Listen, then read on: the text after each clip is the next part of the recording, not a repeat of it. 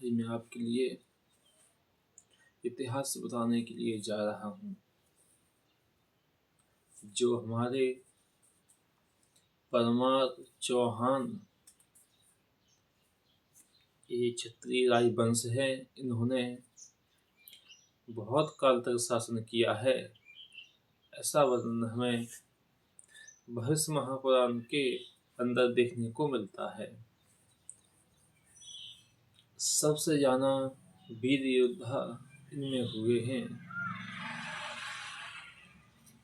इनका वंश भविष्य महापुराण के अंतर्गत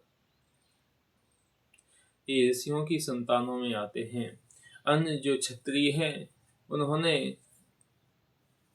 इन बराबर पराक्रम नहीं किया, क्योंकि ये डायरेक्ट अग्नि से उत्पन्न हुए हैं। जब क्षत्रियों में कायरता बढ़ गई थी और क्षत्रिय वर्तमान में थे उस समय, लेकिन अत्याचार इतना हो गया था मलेच्छों का कि उन पे युद्ध करना उन्होंने अपना धर्म छोड़ दिया था। उन्होंने धर्म के ऊपर अपनी तलवार नहीं, धर्म के पीछे अपनी जान देकर उसके ऊपर अन्य क्षत्रिय तलवार नहीं उठा सके। जब क्षत्रियों ने ऐसा कर्म छोड़ दिया तो ऋषियों ने, बड़े तपस्वी ऋषि थे हमारे भारत भूमि में। सृष्टि दो प्रकार से होती है, एक तो संकल्प से होती है,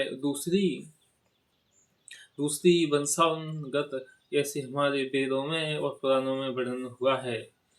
ये सृष्टि आसान है, लेकिन पहले जिनकी तपस्या ज्यादा रही है उन्होंने डायरेक्ट संतान उत्पत्ति की अपने संकल्प से।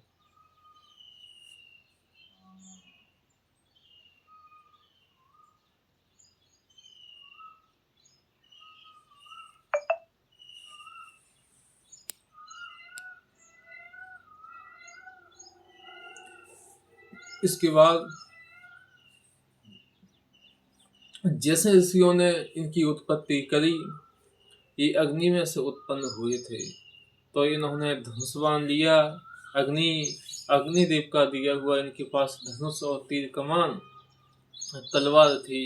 इन्होंने जा करके और दुष्टों का वध किया, युद्ध किया, ऋषियों की जो भी इच्छा थी पूर्ण की। लेकिन इन्होंने पराक्रम किया है 36 समय से। ये वास्तव में चौहान और परमार ये अलग आते हैं। बुंदेला तो 36 ही बिरादरी में आते हैं, लेकिन जब बुंदेला और ये 36 बिरादरी थे, जब ये परमार और चौहान नहीं थे, ये तो कलयुग की इनकी उत्पत्ति है। इनकी उत्पत्ति तो कलयुग में हुई है और ये ऋषियों के द्वारा उत्पन्न किए गए, अपने तपोबल के द्वारा उत्पन्न किए गए। इन्होंने अपना परचम चीन देश तक लहराया। अन्य देश इन्होंने हरा करके अपने तीरों के बल पर उन पर कब्जा किया और वहां के दुष्ट राजाओं को दंडित किया। इन्होंने राजा भोई इस वंश में हुए। उन्होंने चीन तक, आप इतिहास उठा के देख सकते हैं, उन्होंने चीन तक अपना डंका बजाया और चीन के राजाओं को बंधन में करके, बंदी बना करके, युद्ध में हरा करके उनके लिए उनका शासन छीना, उन्हें अपने अधीन किए। देखो हमारे कैसे राजा हुए हैं जिन्होंने चीन तक अपना सम्राट राज्य का विस्तार किया है। तो ऐसे राजा परमार और चौहान में महान तपस्वी हुए हैं। पहले 36 में रघुवंश में भी हुए थे और अन्य वंश हैं उनमें हुए थे, लेकिन कुछ कारण से इनके तेज नष्ट हो गए, तपस्या छीन हो गई थी, तो वो ये काम नहीं कर सके। जब ऋषियों ने तपस्या से इनके लिए उत्पन्न किए, तो ब्राह्मणों को इनको बहुत आदर करना चाहिए ब्राह्मणों का, क्योंकि ब्राह्मणों की ही संतान है। ब्राह्मणों के आशीर्वाद से हुए हैं। और जो भगवान परशुराम ने मारे थे वे क्षत्रिय नहीं है।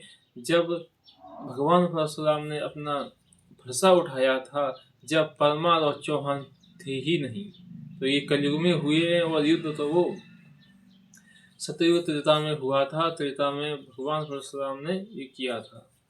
ठीक है, तो परमार और चौहान जो भी क्षत्रिय है उनके लिए अपना महसूस करना चाहिए अपने को कि हम एक ऋषियों की संतान हैं और 36 बिरादरी से भी उच्च कोटि में आते हैं। ऐसे आते हैं 36 बिरादरी वो वास्तव में क्षत्रिय वंश है, लेकिन ये ऋषि वंश है, इसलिए ऋषि वंश क्षत्रियों से उच्च होता है हमेशा।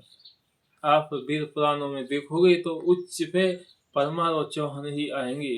36 बिरादरी से भी ऊपर है ये। ठीक है, लेकिन समय के अनुसार अब इनके तेज नष्ट हो चुके हैं। ऐसी वीडियो देखने के लिए हमारे चैनल के लिए सब्सक्राइब करें, लाइक करें। बहुत बहुत जल्द ही दूसरी वीडियो लेकर आऊँगा। ठीक है।